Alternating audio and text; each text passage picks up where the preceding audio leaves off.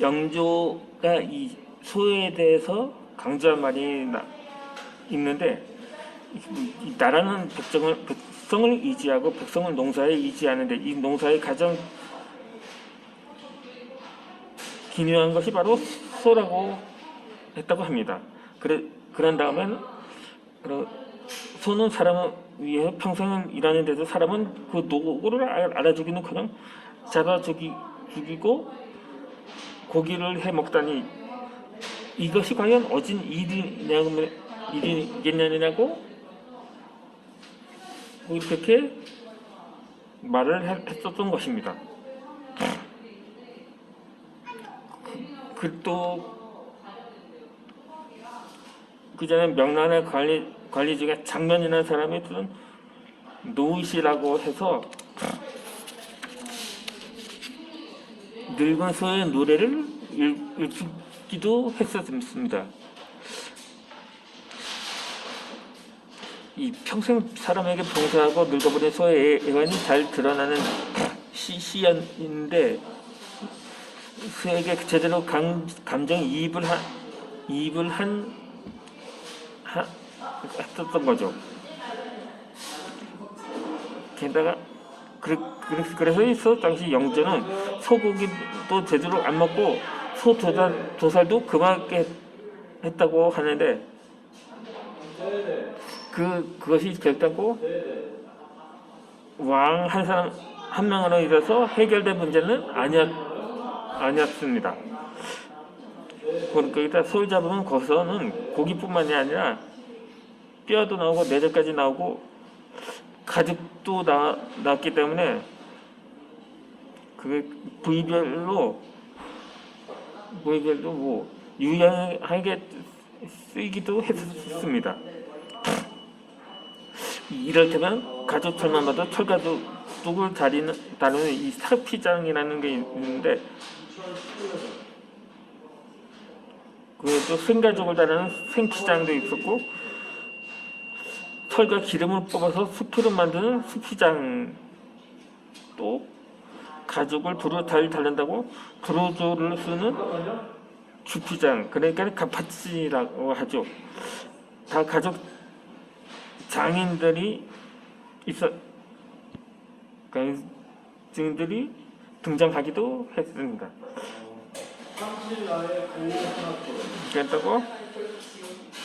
그러니까는 사실상 소를 죽이면 안 된다고 하면서도 소를 죽여서 얻은 이익은 또 상당했었던 거죠. 그뿐만이 아니고 제사에는 또 소고기가 단골로 쓰였고, 그 여러 연회나 잔치에서도 즐겨 먹던 게 소고기였습니다. 그게 가죽으로, 더군다나 여기다가 가죽으로 만든 신병과 장신구는 양반들에게도 불친하게 팔리기도 했습니다.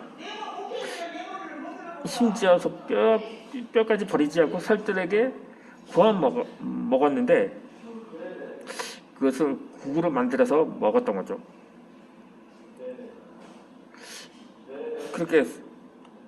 그러니까는 소는 못 잡았어도 고기와 가죽과 뼈에는 열광을 하기도 했었죠. 그래서 더욱 벽정을 이용해서 잡으라고 하면서도 이로 인한 문제가 생기면 오히려 백정을 죄인으로 몰았던 것입니다. 소도둑이라든가 도살범을 이렇게 몰아서 말입니다. 그렇게 해서 백정들에게 이중 가치관을 씌웠던 거라고 볼 수가 있었던 거죠. 그 대신 양반들은 그 책임을 백정들에게 뒤집어 씌우고, 또 양반들한테는 면죄부를 얻을 수가 있었던 것입니다.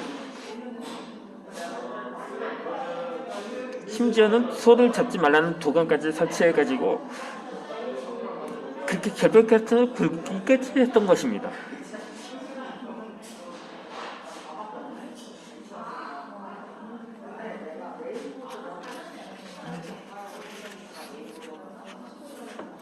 이게 소에게는 그토록 미안한데 어찌 사람한테는 그토록 미안할 줄은 모르는지. 그러니까 사람이 짐승만도 못하는 말이 또 나오는 것입니다. 심지어 전국 방방 곳곳에서 소뼈들을 길가에 쌓아서 감상하게 하기도 하고, 송머리뼈를 도랑을 메어서 보내다니 거기다 그것은 기운을 해치고 원을 불러온다는 말이 당시 전해졌었는데, 이때 세종 때는 이런 일도 있었습니다. 이 정종의 서자 중에 이덕생이라고 있었는데 집에 사람을 숨겨두고 조사를 일삼았거든요. 그러다 보니까 증거를 감추려고 소뼈를 뜰 가운데 묻어두었다고 합니다. 그때 나중에 제가 들었는데 그 뜰을 파보니까는 소머리가 35개에다 말머리 8개를 찾았는데, 그렇게 해서 뼈에서 살이 붙어서 그냥 묻혀지기도 했었습니다. 그런데도 왕족이라는 신분 때문에 발각을 자들까지 감히 이덕생이라는 사람을 고별하는 사람이 단 한 명도 없었던 거죠.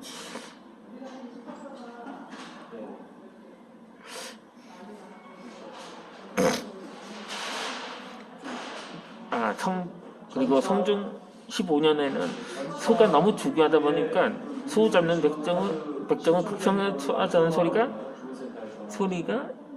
분분하게 나오기까지도 했었습니다. 그런데 이 중에는 사대부가 함께 나왔는데, 그때 형평주가 소 잡는 절차뿐만 하면 어떻게 된 게 다 사대부 집행으로 이어진다고 해서 그때부터 수사가 어렵다고 당시 임금에게 하소연을 하기까지 했습니다. 그게 맞아요. 한 신하가 이렇게 말을 합니다. 전하, 요즘은 소 잡는 자를 체포하기는 하면 거의 다 사대부 집안의 행령에서 나옵니다. 사대부 집은 내사가 아니면 수색하기가 몹시 어려우니 청컨대 이제부터 사대부 집안이라도 이심스럽다면 놔주시라고 하고 상소를 하기도 했다고 합니다.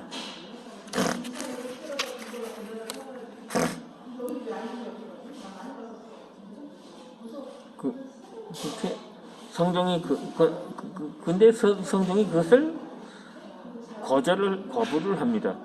이 행랑은 종이 거처하는 곳인데 주인이 종들이 하는 짓을 다 알 수도 없고, 또 종이 죄를 줄졌다고 주인에까지 벌할 수는 없을 거라는 이유였기 때문입니다. 그렇다고 기다렸다 허락받은 뒤에 수색하면 입이 다 누설되고 죄를 찾아내기가 힘들다고 또 그렇게 상소를 합니다.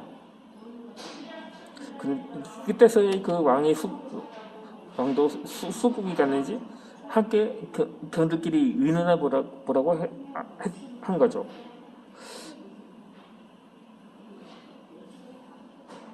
그때 이 논문 중에 하나가 소 도살자와 사대부 행랑체의 상관관계의 그 수색법의 향방 같은, 그야말로 요즘 같은 무슨 박사 논문 같은 수준의 거창한 제목까지 나왔던 것입니다. 그때 당시 문제 제기를 한 현수판수 어세겸을 비롯해서 한 명의 정창송, 임필상, 서거정, 권찬 같은 당대에 내놓으라는 문신들하고 의정부의 육조 판수까지 등장해서 이 감론을박을 벌이기까지 했었습니다.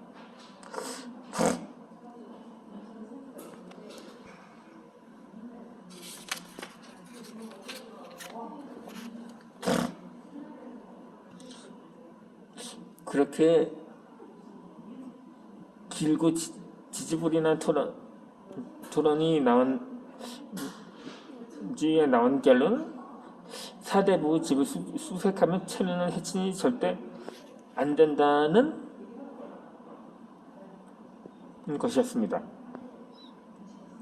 그리고 어찌 저런 안건으로 사대부를 괴롭히고 채통을 떨어뜨리며 너무나 억울해하기도 했던 것입니다.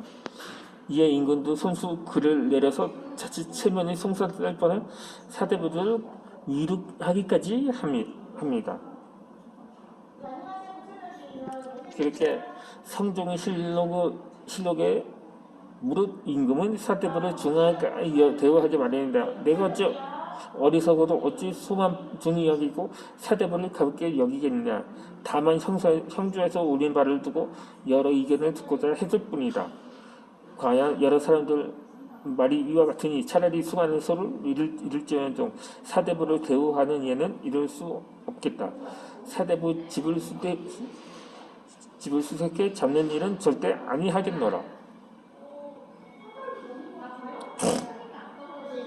그리고 귀한 사대부는 융성한 예로 대우하고 수없는 백성은 더욱 엄격히 처벌하라는 명령을 내리게 됩니다. 그야말로 완벽한 백정의 수선시대라고 볼 수가 있었던 거죠.